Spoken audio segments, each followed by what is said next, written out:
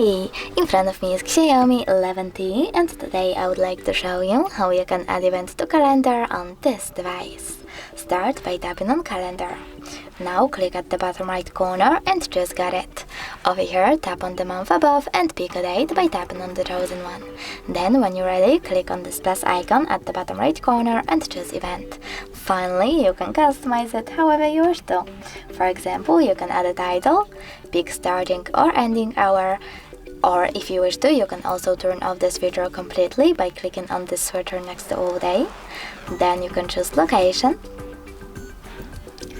type wherever you wish to and click on the chosen one. Set up notifications minutes, hours or weeks before your event, tap on done and even take notes. When you're ready, save your event by clicking on save at the top right corner. As you can see, mine was successfully added.